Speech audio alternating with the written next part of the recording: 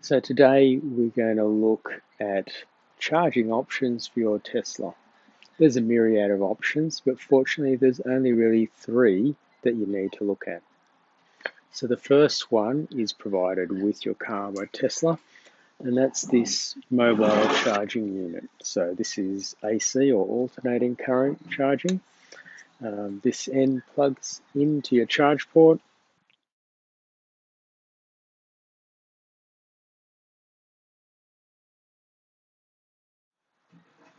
This has different ends, and in this case we have a 15 amp connector, which is slightly different to your normal 10 amp, but 50% faster.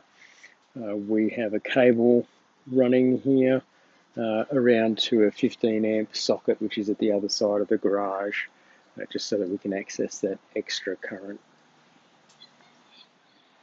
So here I want to show you the cables that I carry in my car. So first is the mobile connector, which I showed you earlier. I've packed it away now. I'll show you why in a minute. See, it has two ends. This is the 15 amp end. I've labelled it just to make it easy to pick out. It has a bigger pin here than our 10 amp, which is what you'll find in as a normal household connection, but possibly maybe in your garage you might have a 15 amp that you can take advantage of. So we'll leave that in the car for now in case we need it.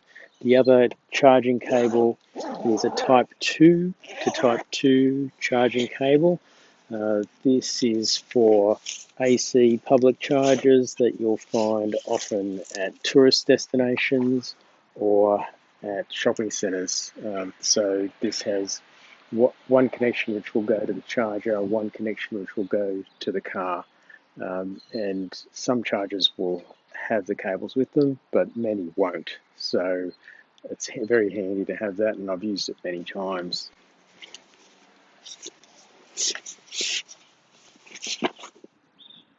So this is why I don't need the mobile charger in the garage anymore. So this is compliments of AGL's smart charging program. It's known as a high power wall charger, also known as a destination charger, the same sort of thing you'll find at shopping centres, usually for free to charge. This is single phase 32 amp. If you have three phase, it'll be faster for you, obviously. But yes, you can see the charger's wide in here. You have the cable here wired into the box and plugged into the charge port here. So that gives us 7.6 kilowatts in terms of charge performance. Whether you're using the mobile charger or you're using a destination charger, you'll be doing AC charging that uses the Type 2 connector, which is this top connector only. When you use DC fast charging, it will use both connectors, so use this bottom one as well. That's known as a CCS2 connector, which we'll have a look at now. So we'll be looking at three different levels of general charge speed. The mobile connector will generally be your slowest option. Destination chargers will be your next fastest option, and DC fast charging is the fastest option. In New South Wales, the NRMA, the National Roads and Motorist Association, have been installing chargers across the state with an emphasis on country areas. These chargers are currently free and charge at up to 50 kilowatts.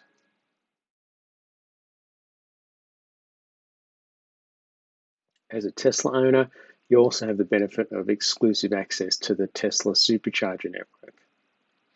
You can charge at up to 160 kilowatts with a Tesla Model 3. And you probably will get some free credit when you buy your car, assuming you use a referral code.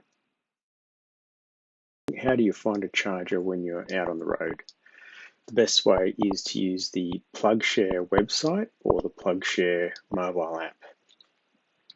You can see here that we've got a number of different types of chargers here. The green ones are destination chargers at a variety of speeds. The orange ones are DC fast chargers, again, at a number of different speeds.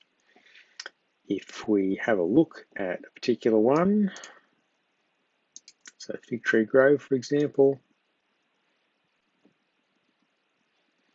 we can see that in this case we have free charging. Parking is also free, but we need to BYO Type 2 cable. So this is one of those ones that does not include a cable with the charger.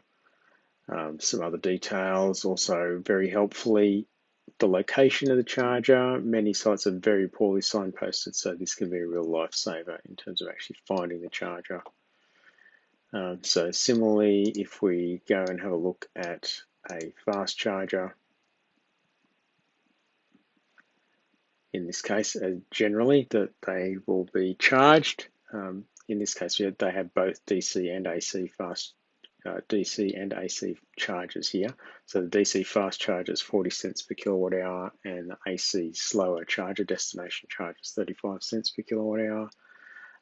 Parking is free.